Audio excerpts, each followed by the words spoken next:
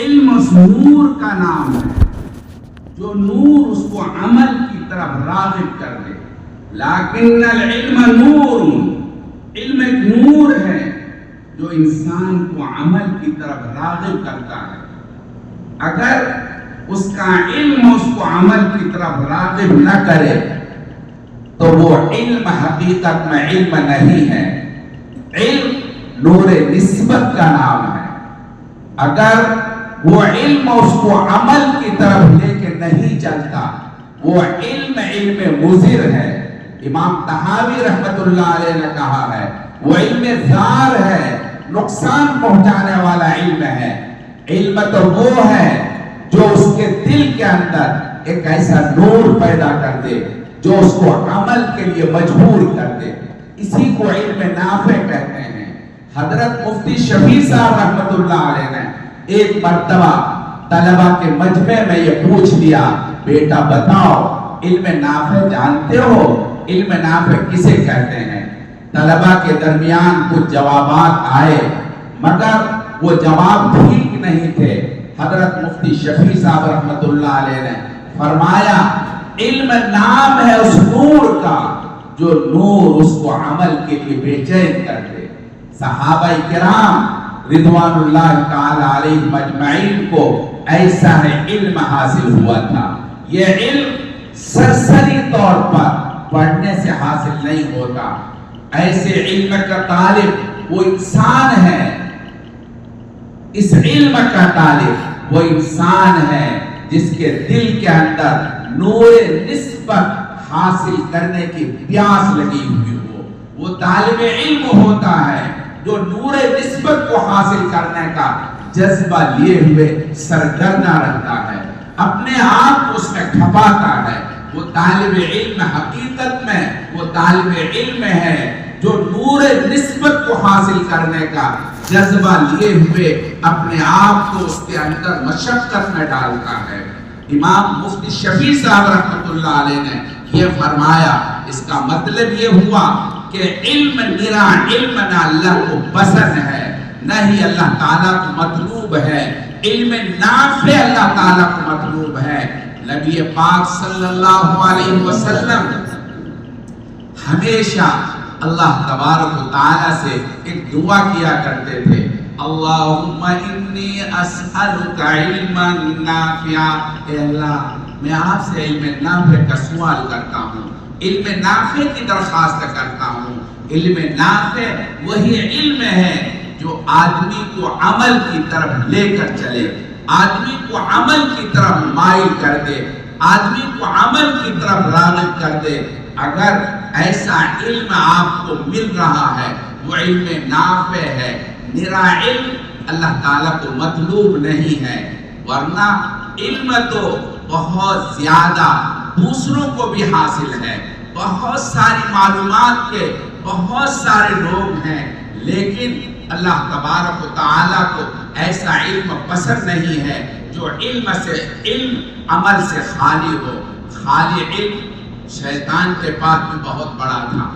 آپ غور کریں، شیطان سے جب اللہ تعالیٰ نے آدم علیہ نبینا علیہ السلام کو سجدہ کرنے کے لیے کہا، شیطان نے سجدہ سے انکار کیا اور علمی استدلال کیا ہے. قرآن کریم میں موجود ہے، اللہ تعالیٰ سے کہا اللہ میری فطرت میں جھکنا نہیں ہے. بہت باریکی سے استدلال کیا، آپ نے مجھے آگ سے پیدا کیا ہے، آپ کی فطرت کے اندر اوپر اٹھنا ہے، آپ کے اندر تعلی ہے، پستی نہیں ہے، آپ کے اندر جھکنے کی فطرت نہیں ہے، لہذا ہم نہیں جھک سکتے.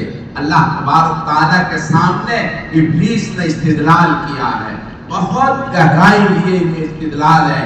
علم کی بنیاد پر اللہ تبارک تعالیٰ کے سامنے بحث کی ہے. اللہ تبارک تعالیٰ نے اس کو دھتکار دیا. ایک لمبی بحث ہے اللہ تبارک تعالیٰ نے کیوں ایسا کیا. خیر، میں عرض یہ کر رہا تھا، علم نرا علم اللہ کو مطلوب نہیں ہے، بلکہ علم وہ مطلوب ہے جو آدمی کو اللہ تعالیٰ کی طرف اور عمل کی طرف راغب کر دے. اگر ایسا علم آپ کو حاصل ہو رہا ہے یہ علم حقیقی معنی میں علم ہے. اسی کو نور نسبت کہتے ہیں, اسی کو علم کہتے ہیں. جب آدمی کے دل کے اندر وہ کیفیت پیدا ہوتی ہے, وہ صفت پیدا ہوتی ہے جو اس کو عمل کی طرف لے کر چلتی ہے, اس کو حقیقت میں علم کہتے ہیں. اللہ تبارک و تعالیٰ کو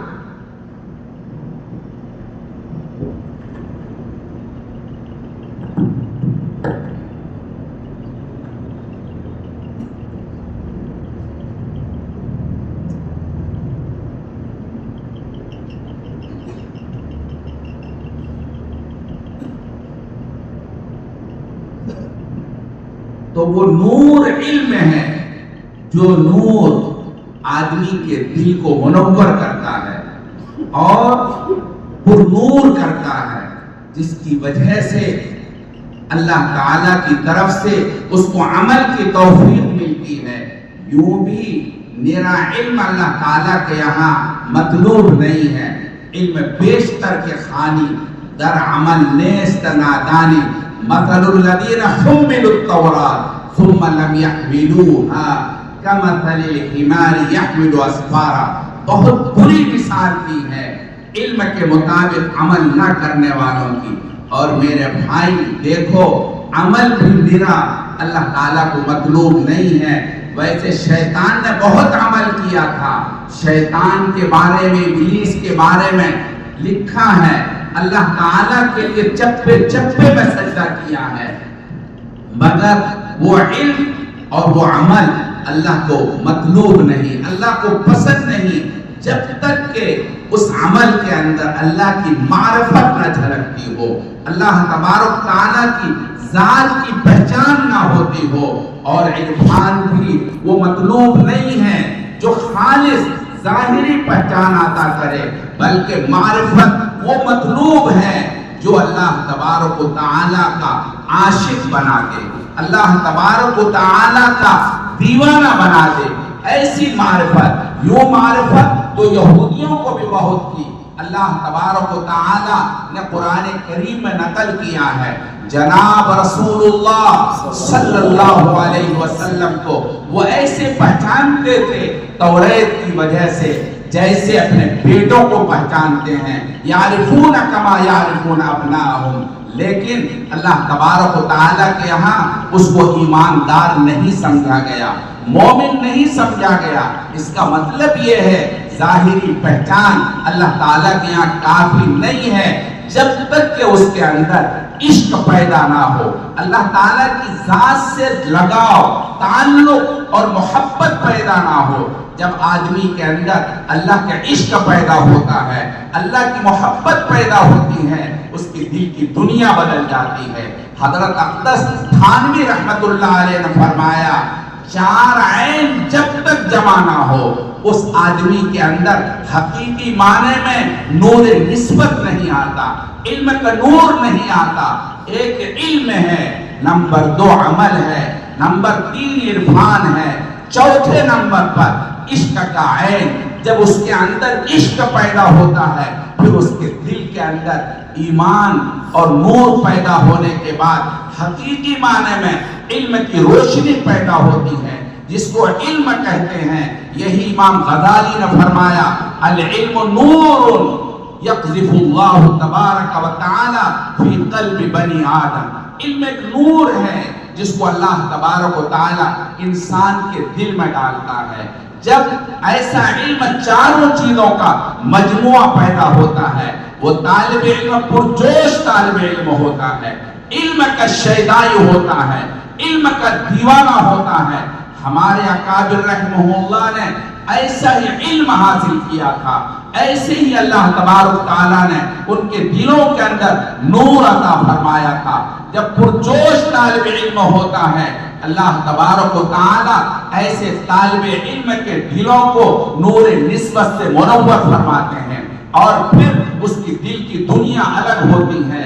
دنیا جہان سے الگ ہو کر وہ طالب علم کو حاصل کرتا ہے. اندلس کا ایک طالب علم بقی الدین بن مخلد رحمت اللہ علیہ, انہوں نے امام احمد بن حنبل رحمت اللہ علیہ کا علم حدیث کے اندر شہرت سنی.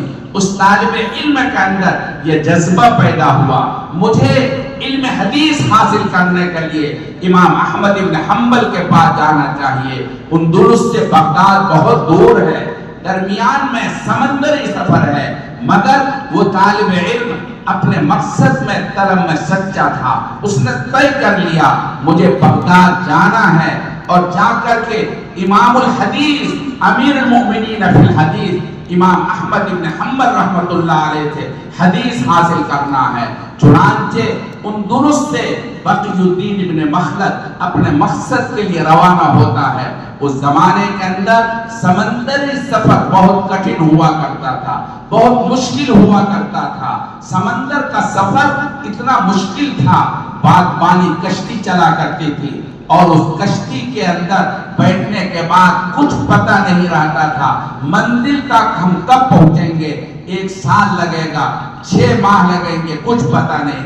چنانچہ بقی الدین ابن مخلد کشتی میں بیٹھ گیا، چلتا رہا، ایک زمانہ گزر گیا، اور ایسا زمانہ گزرا کہتے ہیں جو کچھ گھر سے رسد لے کر چلے تھے، تھوڑا بہت جو سامان تھا وہ کشتی ہی میں ختم ہو، سارا سامان سفر کا ختم ہو چکا، لیکن اس کے بعد اپنی منزل کی طرف وہ روانہ رہے، اور درمیان میں کشتی لنگر انداز ہو گئی، ہوا مخالف سمت میں چلنے لگی۔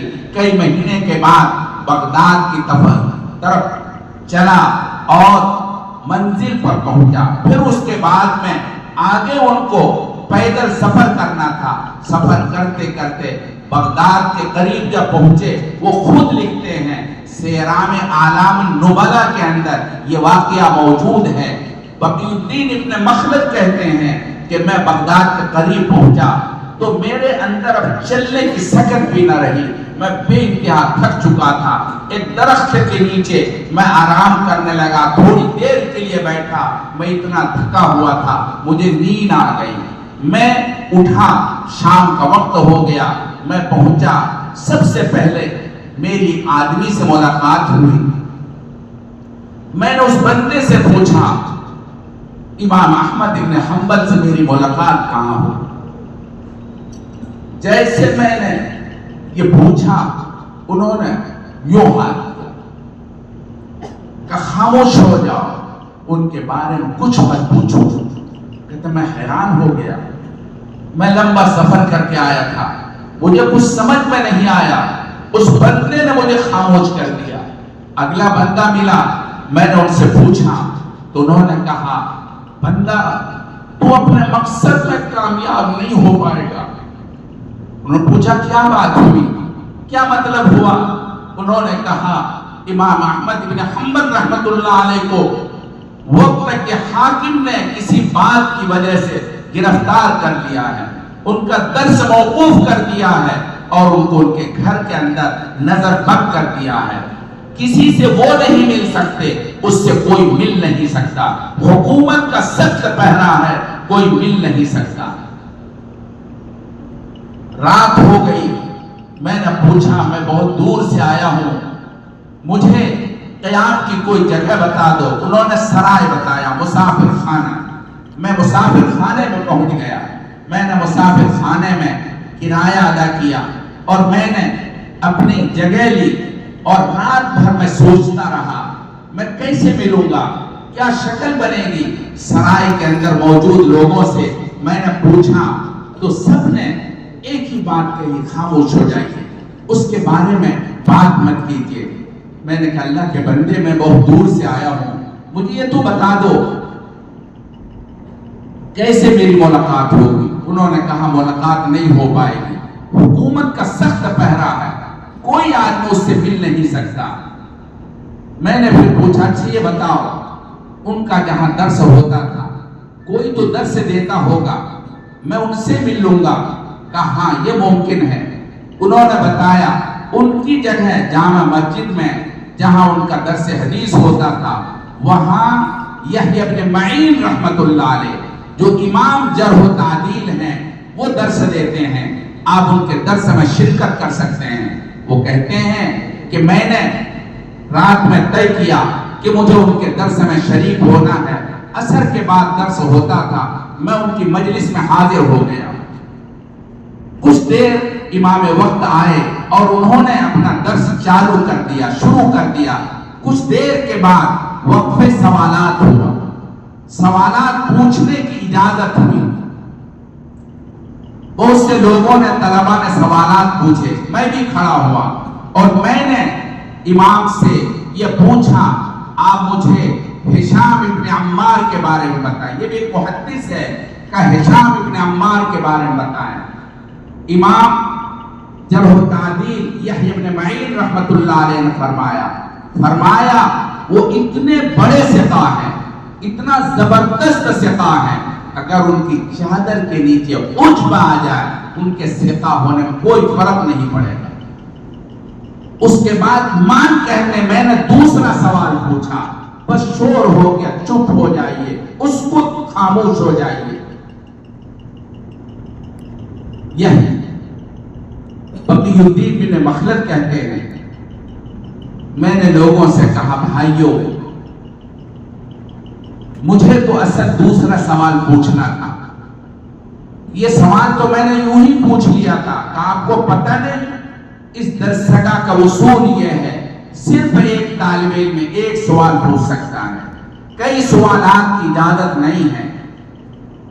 میرا اصل مقصد تو دوسرا سوال ہے، یہ میرا پوچھنا نہیں تھا، میں نے یوں ہی پوچھ لیا.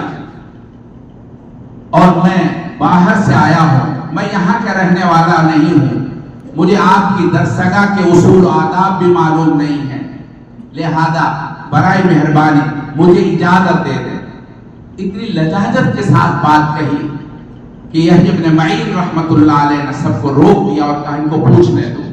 ان کا دوسرا سوال تھا امام احمد ابن حنبل رحمت اللہ علیہ کون ہیں، ان کے حالات کیا ہیں. جب امام احمد ابن حنبل رحمت اللہ علیہ کا نام آیا پوری درسگاہ میں سناٹا چھا گیا، سب خاموش ہو گئے اور یحییٰ ابن معین رحمت اللہ علیہ نے سر نیچے جھکا لیا. ان کی آنکھوں میں آنسو آ گئے. تھوڑی دیر کے بعد سر اٹھایا اور انہوں نے اس طرح کہا، وہ امیر المؤمنین فی الحدیث، وہ حدیث کے اندر امیر المؤمنین ہیں. بس ان کی زبان سے یہ نکلا اور میں نے طے کر لیا کچھ بھی ہو جائے مجھے امام وقت سے حدیث حاصل کرنا ہے، میری جان چلی جائے یہ مجھے گوارا ہے، لیکن امیر المؤمنین فی الحدیث سے مجھے حدیث حاصل کرنا ہے. درس ختم ہو گیا، میں اپنے سرائے میں آ گیا. میں پوری رات سوچتا رہا مجھے کیسے امام سے ملاقات ہوگی اور مجھے کیسے ان سے ملنا نصیب ہوگا. پوری رات سوچتا رہا. ایک بھائی سے میں نے کہا کہ آپ مجھے امام احمد ابن حنبل سے ملاقات کرا دیں. انہوں نے کہا لا حول ولا قوت، آپ نے ایسی بات کہی ہے جو میں پوری نہیں کر سکتا. اچھا آپ ایک کام کر سکتے ہیں، آپ میرے ساتھ چلیے اور امام احمد ابن حنبل کا مجھے گھر بتا دیجیے.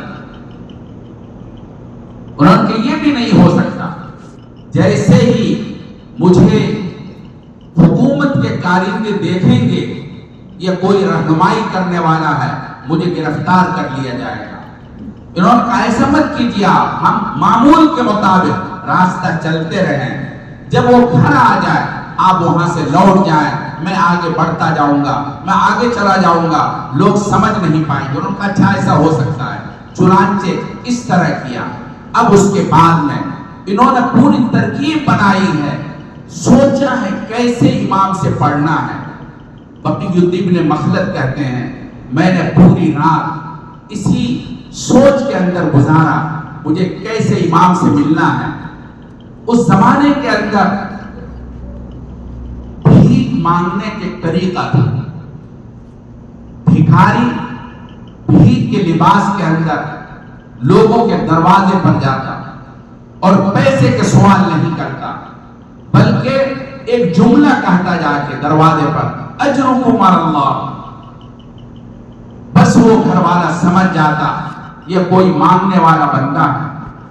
چنانچہ بقی الدین ابن مخلد کہتے ہیں میں نے بھکاری کے لباس پہنا، اپنی کیفیت بیان کی ہے، میں نے اپنے پیر کو باندھ لیا تاکہ لوگ سمجھے معذور ہے، ورنہ میرے چہرے کو دیکھ کر میں نے نوجوان تھا یہ سمجھیں گے یہ نوجوان کیسے مانگ رہا ہے.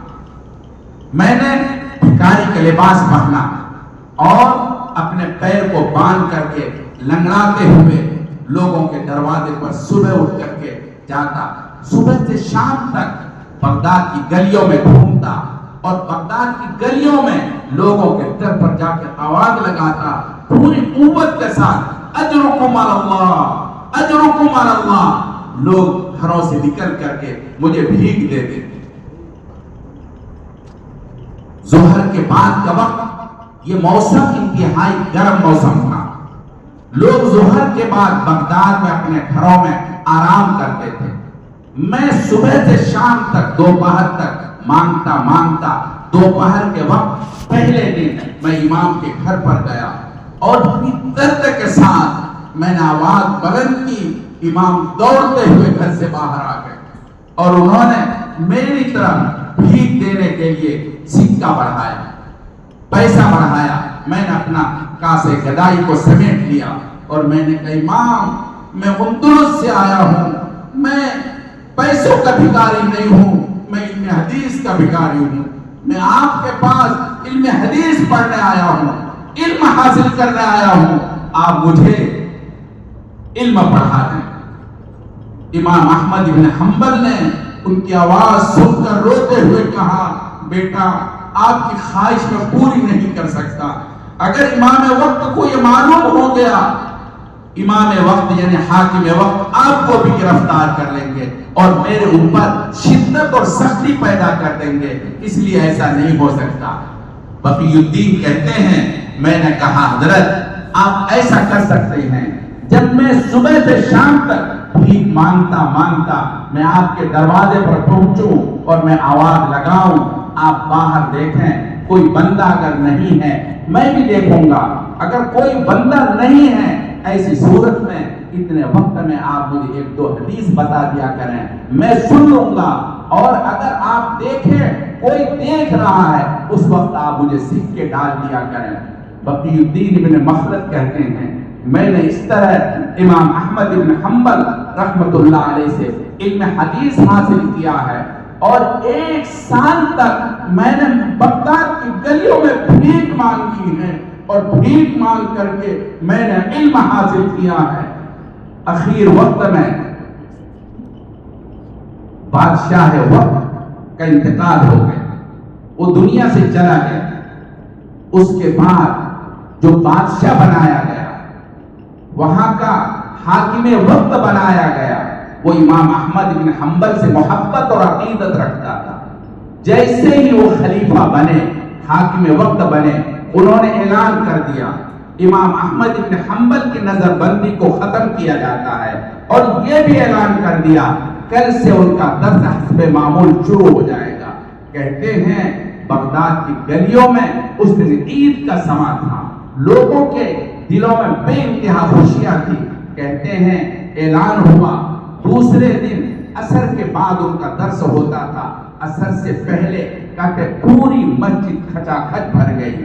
بقی الدین ابن مخلد کہتے ہیں میں بھی گیا، لیکن میں جب پہنچا مسجد بھر چکی تھی اور جگہ مجھے پیچھے ملی، بہت دور بیٹھا تھا.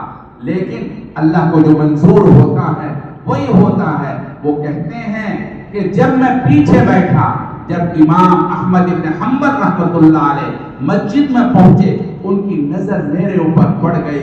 انہوں نے آواز دے کر کہا بقی الدین تم قریب آ جاؤ، قریب آ جاؤ. اور طلبہ سے کہا ان کو آگے آنے دو، یہ حقیقی معنی میں طالب علم ہے، اس کے دل کے اندر اللہ تبارک و تعالیٰ نے علم کا نور رکھا ہے، ان کو آگے آنے دو. بقی الدین نے مخلد رحمت اللہ علیہ آگے بڑھے اور امام احمد بن حنبل رحمت اللہ علیہ نے ان کے اوپر توجہ فرمائی. استاذ کی توجہ، استاذ کا لگاؤ جس طالب علم سے ہوتا ہے اس کے دل کے اندر نور حاصل ہوتا ہے، علم کا نور پیدا ہوتا ہے. اللہ تبارک و تعالی اس کی برکت سے اس کی زندگی کو سنوار دیتے ہیں. بخاری میں روایت ہے حضرت عبداللہ ابن عباس رضی اللہ تعالی عنہما اپنے خالہ حضرت میمونہ رضی اللہ تعالی عنہا کے گھر جو امہات المؤمنین میں ہے وہ اس لیے گئے ہیں تاکہ یہ دیکھیں آپ علیہ السلام کے رات کے معمولات کیا ہیں، تاکہ ان معمولات کو دیکھ کر اپنے اندر بھی ان معمولات کو پیدا کریں اور ان پر عمل کریں. عبداللہ ابن عباس رضی اللہ تعالی عنہما حضرت میمونہ رضی اللہ تعالی عنہ کے گھر جاتے ہیں اور پوری رات جاگتے ہیں، پوری رات بیدار رہتے ہیں تاکہ اللہ کے رسول صلی اللہ علیہ وسلم کے معمولات کو دیکھیں. آپ علیہ السلام کا معمول یہ تھا رات کے وقت میں عشاء کے بعد جلدی سو جایا کرتے تھے. اگر دینی ضرورت ہوتی اس کی تکمیل فرماتے ورنہ وہ سو جاتے تھے. آپ علیہ السلام حسب معمول آرام فرما ہو گئے. عبداللہ ابن عباس رضی اللہ تعالی عنہما جاگتے رہے، بیدار رہے. آپ علیہ السلام آخری پہر میں بیدار ہوئے. جیسے اللہ کے رسول بیدار ہوئے آپ صلی اللہ علیہ وسلم ضرورت کے لیے آگے بڑھے تو عبداللہ ابن عباس نے ضرورت کے لیے لوٹے میں پانی بھر کے پیش کیا. آپ علیہ السلام نے ضرورت پوری فرمائی. پھر اس کے بعد میں آپ کو مسواک عطا فرمائی، وضو کرایا. جب آپ علیہ السلام نے عبداللہ ابن عباس، ان کی عمر اس وقت بہت تھوڑی ہے، اس عمر کے اندر دیکھا اس بچے کے اندر کیسا جذبہ ہے، علم کی طلب کا کیسا اشتیاق ہے، کس طرح سے یہ راتوں میں جاگ کر میری خدمت کر رہے ہیں. ان کے دل کے اندر ایک داعیہ پیدا ہوا. آپ علیہ السلام نے اس وقت بارگاہ الہی کی طرف ہاتھ اٹھا دیا اور بخاری میں روایت ہے یہ دعا فرمائی اللہم علمہ الکتاب، اے اللہ اس بچے کو علم کتاب عطا فرما دیجئے، علم کتاب عطا فرما دیجئے.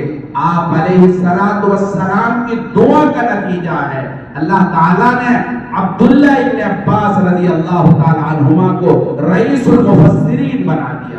صحابہ کرام کے پوری جماعت کے اندر رئیس المفسرین کا لقب عبداللہ ابن عباس کے علاوہ کسی کو حاصل نہیں ہے. یہ ان کی خصوصیت ہے. عبداللہ ابن عباس رضی اللہ تعالی عنہما کو اللہ تعالیٰ نے رئیس المفسرین بنا دیا.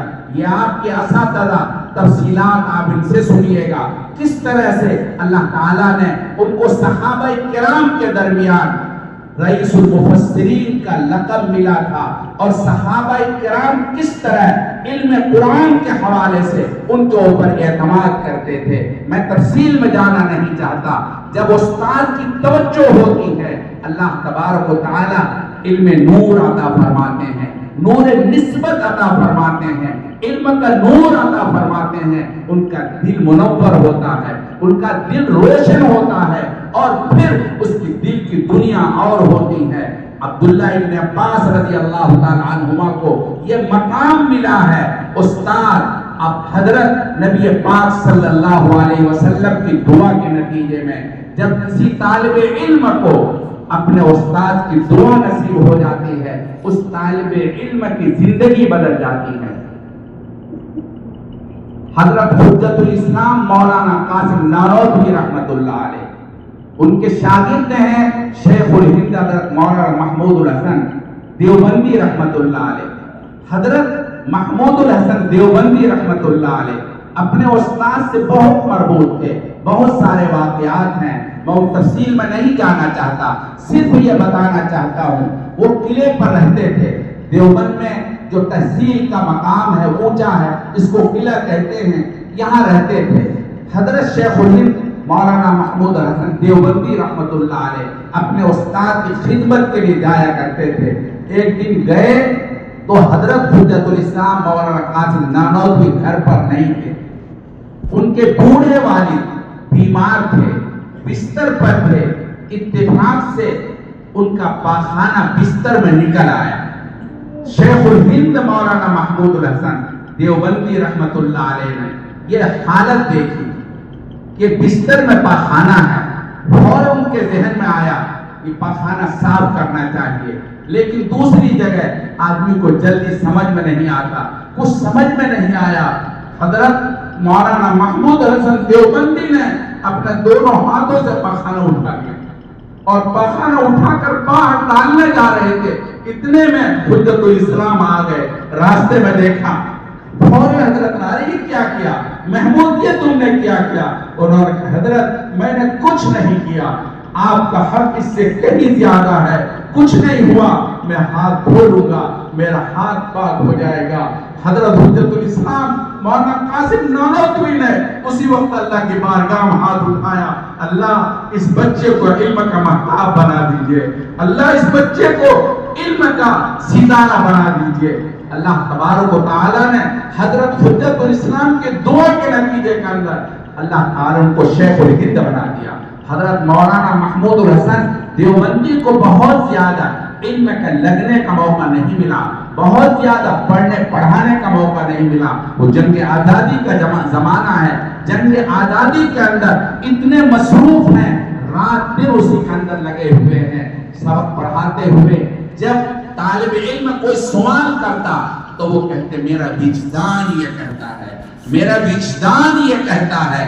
بات وہ صحیح ہوتی تھی, مگر چونکہ بہت زیادہ ان کو علم میں شغل کا موقع نہیں ملتا تھا, اس لیے وہ اس طرح بات کرتے تھے. اللہ تعالیٰ نے استاد کی توجہ کی برکت سے ان کو شیخ الہند بنا دیا. حضرت شیخ الاسلام مولانا حسین احمد مدنی رحمت اللہ علیہ مالٹا کے جیل میں ہیں. دیوبند سے حضرت شیخ الہند رحمت اللہ علیہ پان کا شوق رکھتے تھے, پان کھاتے تھے. ایک زمانہ گزر گیا تھا, مالٹا کے جیل کے اندر کو پان نہیں ملا تھا. دیوبند سے کسی نے پان بھیجا, وہ چلتے چلتے وہاں پہنچا. وہ پان کیا تھا, سوکھا پتا ہو گیا تھا. بہرحال وہ پہنچا. حضرت شیخ الہند کو مولانا حسین احمد مدنی رحمت اللہ علیہ نے پان کے پتے کاٹ کر کے اور چورا ہو تو سوکھ گیا تھا, چورا پان جیسا بنا کر کے حضرت شیخ الہند کو پیش کیا. حضرت شیخ الہند نے کھا لیا. انگریز حاکم کو یہ اطلاع ہو گئی, فوراً ان لوگوں کو پکڑ لیا گیا اور شیخ الہند کو فوراً پکڑ کر کے ان کو سزا دینے کی تیاری کی. شیخ الاسلام مولانا حسین احمد مدنی رحمت اللہ علیہ آگے بڑھ کے کہتے ہیں میرے استاد کا کوئی قصور نہیں ہے, پان میں نے بنا کے دیا ہے, پان میں نے کھلایا ہے, وہ تو کھانا نہیں چاہتے تھے.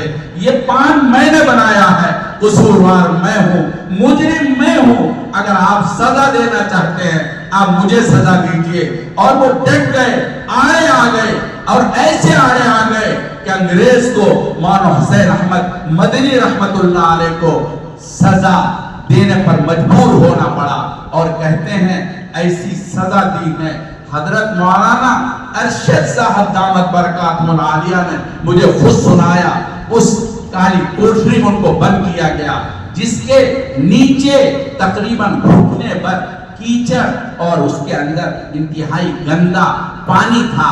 اس کے اندر ان کو ڈال دیا گیا. نہ سونے کی جگہ تھی نہ بیٹھنے کی جگہ تھی, دونوں طرف ایسے سلاخ دار لوہے لگے ہوئے تھے, نہ ہل سکتے تھے اور نہ ادھر ادھر ہو سکتے تھے. اس میں شیخ الاسلام مولانا حسین احمد مدنی رحمت اللہ علیہ کو ڈال دیا گیا. استاد کو جب معلوم ہوا کہ میرے بچے کو اس طرح سزا دی گئی ہے, اللہ کے سامنے بہت رو کر کے دعائیں کی ہیں. اللہ تبارک و تعالیٰ سے دعا کی, اے اللہ اس بچے کو علم کا محتاب بنا دے. اللہ تبارک و تعالیٰ نے حضرت شیخ الاسلام مولانا حسین احمد مدنی رحمت اللہ علیہ کو اس دنیا کے اندر, دنیا جانتی ہے, ان کو شیخ الاسلام بنا دیا. یہ استاد کی توجہ اور دعا کا نتیجہ ہے۔ حضرت شیخ الاسلام مولانا حسین احمد مدنی رحمت اللہ علیہ، ان کے ساتھیوں میں بڑے بڑے لوگ ہیں۔ مولانا احمد حسن امروہوی رحمت اللہ علیہ شیخ الہند کے شاگردوں میں بہت اعلیٰ درجے کے شاگرد ہیں۔ اللہ تعالیٰ نے ان کو علم حدیث میں بڑا مقام عطا فرمایا، لیکن جتنا فیض اللہ تبارک و تعالیٰ نے حضرت شیخ الاسلام مولانا حسین احمد مدنی رحمت اللہ علیہ جاری فرمایا، اوروں سے نہیں فرمایا۔ میں عرض یہ کر رہا تھا، جب استاد کی توجہ ہوتی ہے، استاد کی اس کے اوپر القا اور ان کے خاص طور پر نگاہ ہوتی ہے، اللہ تبارک و تعالی استاد کی توجہ کی برکت سے نور علم عطا فرماتے ہیں۔ یہ علم ہے جس کو اللہ تبارک و تعالی اپنے خاص بندوں کے دل میں القا فرماتا ہے۔ اسی کو عبداللہ ابن مسعود رضی اللہ تعالی عنہ نے فرمایا، لیس العلم بکثرت الروایات لیکن العلم نور، لیکن علم نور ہے جس کو اللہ تبارک و تعالی اپنے خاص بندوں کے دل میں القا فرماتے ہیں۔ اس لیے میرے بھائی، علم اصل نام اس نور کا ہے جو اللہ تبارک و تعالی دل میں القا فرماتے ہیں، اور اس علم کے حاصل ہونے کے بعد، اس نور کے حاصل ہونے کے بعد دل منور ہو جاتا ہے، دل پرنور ہو جاتا ہے۔ پھر اس کے بعد اللہ تبارک و تعالی اس بندے کو عمل، معرفت اور عشق عطا فرماتے ہیں۔ اصل اس علم کو حاصل کرنا ہے، اس نور کو حاصل کرنا ہے۔ اس نور کو حاصل کیسے کیا جائے، اس کو اپنے دل میں کیسے سمیٹا جائے کہ ہمارا دل منور ہو جائے، ہمارا دل پرنور ہو جائے، اور ہمیں یہ نور نسبت کا حاصل ہو جائے جو علم نافع کہلاتا ہے، اور ساتھ ساتھ عمل کی طرف راغب کرنے والا ہو۔ یہ حاصل کیسے کیا جائے؟ میرے بھائیوں، دودھ پاکیزہ ہوتا ہے۔ اگر آپ کسی سے دودھ لینا چاہیں، برتن لے کے جائیں، برتن اندر گندا ہو، اس کے اندر کیچڑ ہو، دودھ والے کے سامنے آپ نے اس میں دودھ دے دیجیے، دودھ والے کہے گا اللہ کے بندے اس برتن کو صاف تو کر لے، اس برتن کو صاف تو کر لے، یہ تو گندا برتن ہے۔ اس گندے برتن کے اندر دودھ نہیں ڈالا جا سکتا۔ دودھ پاکیزہ چیز ہے، پہلے برتن کو صاف کرو، پھر برتن صاف کر کے لے جائیں، اور سیدھا برتن رکھنے کے بجائے اولڈا کر دیں۔ پھر یہ پاگل ہے کیا؟ ارے بھائی، دودھ لینا ہے تو برتن کو منہ تو سیدھا کرو، برتن صحیح تو رکھو تاکہ میں اس میں دودھ ڈالوں۔ آپ نے برتن کو الٹ دیا، اگر ٹیڑھا کر دیں گے تب بھی دودھ نیچے گر جائے گا۔ اسی طرح سے میرے بھائی، یہ علم ایک نور ہے۔ اگر آپ نور کو اپنے دل میں سمیٹنا چاہتے ہیں، اپنے دل کے برتن میں اس کو ڈالنا چاہتے ہیں، تو سب سے پہلے آپ اپنے دل کو پاکیزہ کریں، آپ اپنے دل کو صاف کریں، اندر دل کو صاف ستھرا کریں، تب جا کر کے یہ نور دل کے اندر آئے گا۔ دل کو صاف کرنے کا مطلب یہ ہے آپ دل کو گناہوں سے صاف کریں، دل کو گناہوں سے بالکل صاف کر دیں۔ گناہ کے ساتھ یہ نور نہیں آیا کرتا، گناہ ظلمت ہے، تاریکی ہے، اس تاریکی کے ساتھ یہ روشنی نہیں آیا کرتی۔ بہت گپ اندھیرا ہو، انتہائی اندھیرا ہو، اور اس کے بعد معمولی سی روشنی آپ اس کے اندر ڈالیں تو اندھیرا ختم نہیں ہوگا۔ اندھیرے کو ختم کرنے کے بعد ہی اجالا آئے گا، روشنی آئے گی، بغیر اس کے نہیں آ سکتا۔ قرآن کریم میں اللہ تعالیٰ نے فرمایا، مَن یعمل سوءً یجزَ بِہ، جو برائی کرتا ہے اس کا بدلہ ملے گا، اور گناہوں کا بدلہ اسی دنیا کے اندر ملتا ہے۔ کوئی جھوٹ نہیں سکتا.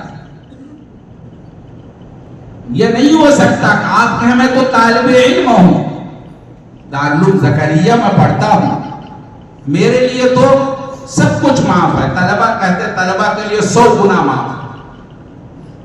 نہیں, قرآن کا اصول ہے ہر برائی کے بدلہ ملے گا, اور جب بندہ گناہ کرتا ہے اس کا بدلہ اسی دنیا کے اندر اس کو ملتا ہے. امام غزالی رحمت اللہ علیہ نے لکھا ہے کہ 6 قسم کی سزا فوراً نقد اس کو اسی دنیا کے اندر ملتی ہے. میں اس تفصیل میں نہیں جاؤں گا, میں تو یہ کہنا چاہتا ہوں, آپ اگر علم کا نور اپنے دل میں سمیٹنا چاہتے ہیں, سب سے پہلے آپ اپنے دل کو پاکیزہ کریں, دل سے گناہوں کو مٹائیں اور دل سے گناہوں کو صاف کریں, دل کو پاکیزہ بنا لیں تو علم کا نور آئے. گناہ کی وجہ سے علم کا نور نہیں آتا, چونکہ دل گندا ہوتا ہے, اس گندے میں اللہ تبارک تعالی علم کا نور نہیں ڈالتا. عبداللہ مسعود کیا کہتے ہیں, اللہ تعالیٰ دل میں القاء فرماتے ہیں. یہ نور علم اللہ دل میں القاء فرماتے ہیں, لیکن دل کا برتن جب پاک ہوگا, صاف ہوگا, تب اللہ تبارک تعالیٰ عطا فرمائیں گے, بغیر اس کو نہیں عطا فرمائیں گے. آپ کو نور حاصل کرنا ہے تو سب سے پہلے گناہوں سے پاک صاف کرنا ہوگا. گناہ کی وجہ سے علم رخصت ہو جاتا ہے. علم کو حاصل کرنے کے لیے سب سے پہلی چیز ہے آپ کا حافظہ صحیح ہے, حافظہ مضبوط ہو. اگر حافظہ مضبوط نہیں ہے تو علم آپ کے دل میں سما نہیں سکتا, اور گناہوں کی وجہ سے حافظہ رخصت ہو جاتا ہے. آپ نے سنا ہوگا شکوت الی وکیل سوء حفظی فاوصانی الی ترک المعاصی. علامہ انور شاہ کشمیری رحمت اللہ علیہ سے کسی نے پوچھا, اللہ تعالیٰ نے آپ کو اتنا زبردست حافظہ کیسے عطا فرمایا؟ بہت ساری باتیں ہیں, ان میں سے ایک یہ بھی ہے ہمارے اکابر نے اپنے دل کو گناہوں سے پاک رکھا ہے, گناہوں سے پوتر رکھا ہے, گناہوں کو قریب آنے نہیں دیا. ہمارے اکابر رحمہم اللہ اگر ان کو موقع ملتا وہ کتاب میں لگ جاتے, عصر کے بعد اگر ان کو تفریح کرنا ہوتی ایسی جگہ پر جاتے جن جگہوں پر شیطانی وساوس نہ ہو, شیطانوں نے گناہوں کے جان نہ بن رکھے ہوں, ایسی جگہ پر جاتے. ایسی جگہ پر نہیں جاتے جہاں گناہوں کے اسباب بھرمار ہے, گناہوں کی کثرت ہے, ایسی جگہ میں نہیں جاتے. مثلا بازار ہے, بازار میں گناہوں کی کثرت ہے, وہاں بہت ساری عورتیں بے پردہ ہوتی ہیں. آدمی اگر جاتا ہے اور جانے کے بعد غیر محرم پر نگاہ ڈالتا ہے, غیر محرم پر نگاہ ڈالنا آپ کے اساتذہ ہیں, ان کی موجودگی میں بات کر رہا ہوں, حرام ہے, حرام حرام حرام. آپ جانتے ہیں یہ بدنگاہی شیطانوں کی تیر ہے اور اتنی زبردست نقصان کا ذریعہ ہے. بظاہر ایک معمولی نگاہ ہے مگر وہ نگاہ دل تک اس کے اثرات پہنچتے ہیں. بدنگاہی کے مضر اثرات دل کے اندر پہنچتے ہیں, پورے دل کو وہ اثر چیر ڈالتا ہے اور دل کو تباہ کر دیتا ہے. وہ دل نور کے قابل نہیں رہتا, وہ دل نور سے دور ہو جاتا ہے. اگر آپ کو سچا طالب علم بننا ہے اور علم کے نور کو حاصل کرنا ہے, اپنے آپ کو عزیز بچوں بدنگاہی سے بچاؤ, بدنگاہی سے بچاؤ, مت کرو بدنگاہی, اپنے آپ کو اس گناہ سے بچاؤ. یہ شیطان کی تیر ہے, آدمی کو برباد کر دیتا ہے. اس لیے اپنے آپ کو بدنگاہی سے بچائیں, بدنگاہی سے اپنے آپ کو الگ کریں. آپ مت جائیے بازار میں, آپ کے لیے ادھر بہت بڑا میدان ہے, آپ میدانوں میں جا کے گھومیے جہاں بدنگاہی نہ ہو سکے. یہ شیطانوں کا بہت بڑا حربہ ہے, طالب علم کو برباد کرنا چاہتا ہے. اگر آپ گناہ سے اپنے آپ کو نہیں بچائیں گے آپ کا دل پاکیزہ نہیں ہوگا، علم کو نور نہیں آئے گا۔ علم کا نور اپنے دل میں سمانا ہے، علم کا نور حاصل کرنا ہے۔ اپنے آپ کو بدنگاہی سے بچائیے، گناہ سے بچائیے۔ گناہ کی وجہ سے آدمی کا دل گندا ہو جاتا ہے، پاکیزہ نہیں رہتا، تباہ ہو جاتا ہے۔ اس لیے آدمی کو بدنگاہی سے بچانا چاہیے۔ گناہ کی وجہ سے اللہ تبارک و تعالی سزا دیتے ہیں۔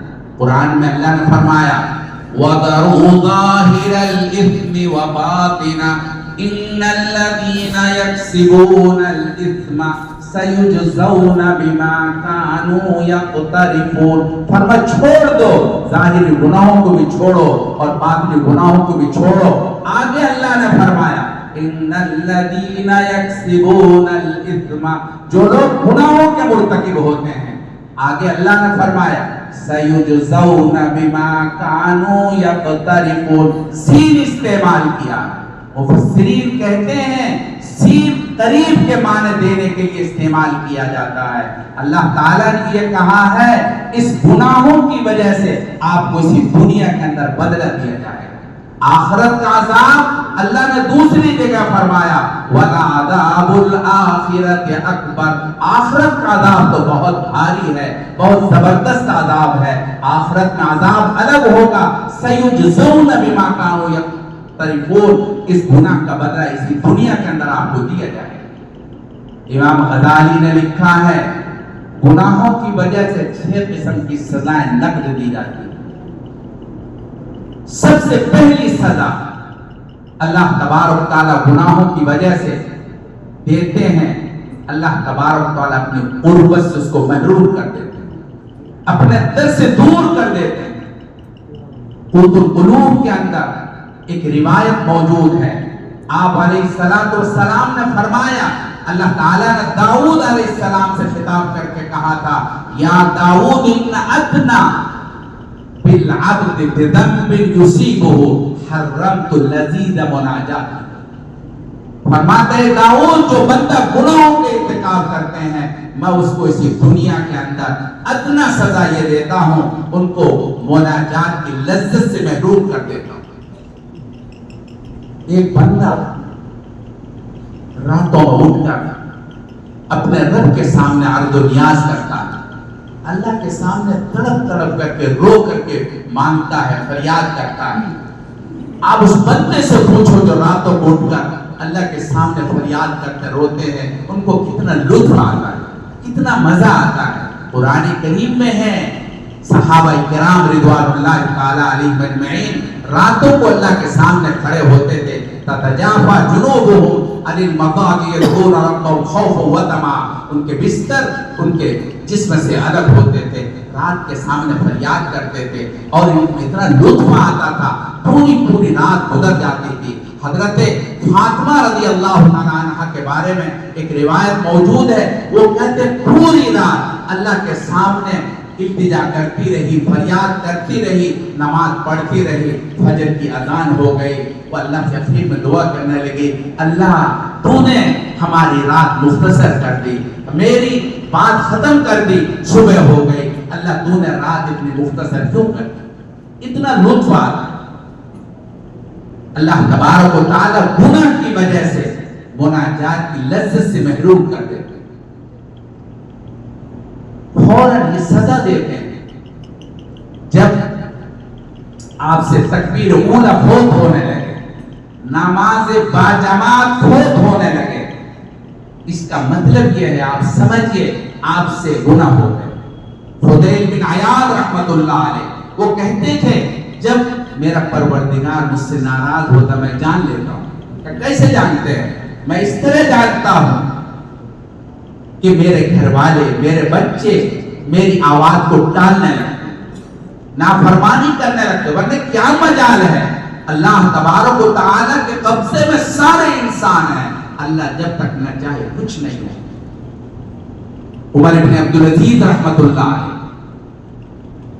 ایک مرتبہ گھر پہنچے، خلیفہ وقت ہیں، اپنی بچی کو آواز دی، 3 آواز دی، بچی نے جواب نہ دیا، عمر عبدالعزیز رونے لگے، تھانے مار کے رونے لگے، بہت رونے لگے. بیوی دوڑتی ہوئی آئی، اب کیوں رو رہے ہیں؟ کہا ایسا لگتا ہے میرا رب مجھ سے ناراض ہو گیا، میرا پروردگار مجھ سے روٹ گیا. کہ وہ کیسے آپ نے سمجھا؟ کہ میں نے بچی کو آواز دی، میری بچی نے میری آواز کا کوئی جواب نہ دیا، ایسا لگتا ہے مجھ سے کوئی گناہ ہو گیا. ورنہ اس بچی میں کیا طاقت ہے جو میری بات کو نہ سنے؟ اللہ تعالیٰ نے ان کو اس طرح مجھ سے دور کیا.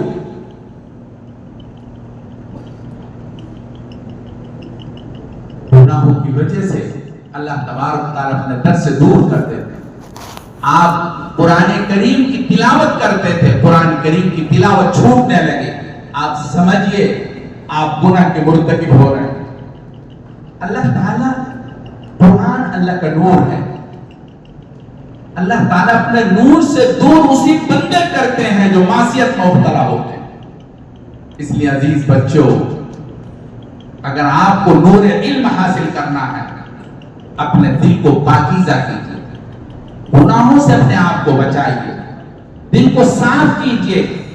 انشاءاللہ آپ کے دل کے اندر نور آئے، آپ کے دل کے اندر روشنی پیدا ہوئی. اور دوسری بات یہ ہے، اپنے دل کے برتن کو جب آپ درس میں بیٹھیں، استاذ کے سامنے بیٹھیں، برتن کو سیدھا رکھنے کا مطلب یہ ہے پوری توجہ کے ساتھ اپنے استاد کے درس کو سنیے. اگر دل ٹیڑھا ہو گیا، یعنی آپ کی توجہ نہ رہی، دل میں کچھ نہیں آئے. طلبہ، بہت سے طلبہ درس میں سونے لگتے ہیں، نیند آ جاتی ہے. نیند آنے کے بعد استاد جب پڑھاتا ہے وہ سب سے زیادہ وہ سر ہلاتا ہے سونے والا، مگر اس کو کچھ نہیں سمجھ میں آتا، اس کو کچھ پتہ نہیں چلتا، چونکہ اس کا دل سیدھا نہیں ہے، دل ٹیڑھا ہے، برتن اس کا سیدھا نہیں ہے.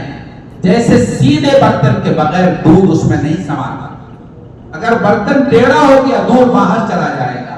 ایسے دل کا برتن آپ کا اگر سیدھا نہیں ہے، آپ پوری طرح متوجہ نہیں ہے، آپ کے دل سے علم رخصت ہو جائے، آپ کے دل میں نور نہیں آئے. نمبر 3، آپ حاضر باش رہیں. حاضر باشی کے بغیر علم نہیں آتا، یہ نور دل میں نہیں سماتا، کبھی آیا کبھی نہیں آیا. اللہ تبارک و تعالی ایسی صورت کے اندر وہ نور سے محروم کر دیتے ہیں. سفیان ثوری رحمت اللہ علیہ وہ علم حدیث حاصل کرنے کے لیے گئے اپنے 3 ساتھیوں کے ساتھ. وہاں جانے کے بعد یہ لوگ سب اپنا اسباب لے کر، اسباب معیشت، کھانا لے کر کے علم حاصل کرنا جاتے. کھانا کیا تھا؟ ستو تھا ان کے پاس. وہ ستو کچھ دنوں کے بعد ختم ہو گیا. ابھی کچھ دنوں اور علم حاصل کرنا تھا. کیسے حاصل کریں؟ پریشان ہونے لگے. انہوں نے آپس میں ترتیب بنائی بھی دیکھو ایسا ہے، ہم 2 بندے 3 ساتھی ہیں، ایک بندہ اسباب معیشت کے لیے باہر جائے، مزدوری کرے، کچھ بھی کرے، بہرحال کھانے پینے کا سامان کا انتظام کر کے آئے. ہم 2 بندے علم حاصل کرتے ہیں، کل کو ہم جائیں گے. اس طرح انہوں نے ایک نظام بنایا.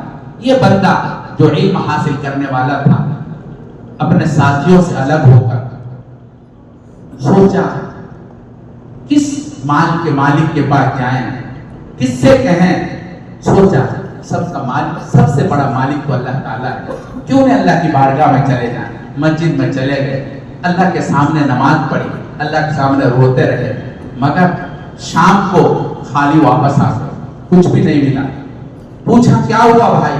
کہا ہم نے اپنی درخواست مالک کے مال کے سامنے رکھ دی ہے، بہت بڑا مالک ہے، اس کے سامنے رکھی ہے، اور مجھے امید ہے وہ ضرور ہماری بات پر توجہ دے گا. دوسرے دن دوسرے ساتھی کے نمبر آئے، وہ بھی مسجد میں چلا گیا، انہوں نے بھی اسی طرح کیا. تیسرا بھی چلا گیا، تیسرے کے نمبر آئے، وہ بھی مسجد میں جا کر، مگر کچھ ملا نہیں. تیسرے دن میں جو حاکم وقت تھا ان کے دل میں، ان کے رات میں نیند میں، خواب میں کوئی کہہ رہا ہے کہ سفیان ثوری ان کے ساتھیوں کی خبر دو، سفیان ثوری ان کے ساتھیوں کی خبر دو. بادشاہ ہر بڑا کو اڑ گئے، فوراً اپنے کارندوں کو بھیجا، تلاش کرو کون ہے سفیان ثوری۔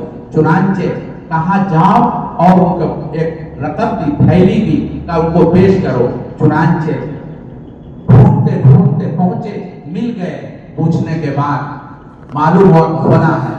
کہ آپ نے سفیان ثوری؟ کہا ہاں۔ آپ کے ساتھی؟ کہیں میرے ساتھی ہے۔ کہ دیکھو ہمیں بادشاہ وقت نے بھیجا ہے اور آپ کو ایک رقم دی۔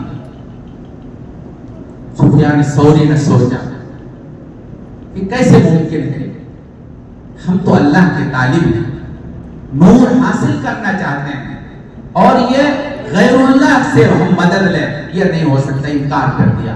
میں اصل یاد کر رہا تھا، پوری حاضری، پوری طرح سے حاضری کے بعد علم حاصل ہوتا ہے۔ اس لیے بچوں ٹائم زیادہ ہو گیا۔ ابھی جو میں نے کہا تھا کہ 6 قسم کی سزائیں نقد دیتے ہیں، ایک صرف پہلی سزا کا تذکرہ کیا میں نے۔ سب سے پہلے اللہ تعالیٰ گنہگار کو مناجات کی لذت سے، اپنے دربار کی حاضری سے محروم کر دیتے ہیں۔ باقی اور 5 سزائیں اور بھی ہیں، اس کی تفصیل بھی ہیں۔ انشاءاللہ زندگی رہی تو پھر ملیں گے، رہا چمن تو پھول کھلیں گے، رہی زندگی تو پھر ملیں گے۔ وآخر دعوانا ان الحمدللہ رب العالمین۔ میں مشکور ہوں حضرت مولانا شریف احمد صاحب کے۔ مولانا شریف احمد صاحب ہمارے بڑے ہیں، بزرگ ہیں، ان کی توجہ ہمارے اوپر خاص رہی ہے۔ آج انہوں نے ہمیں یہاں مدعو کیا۔ تمام اساتذہ کرام کو مشکور ہوں کہ انہوں نے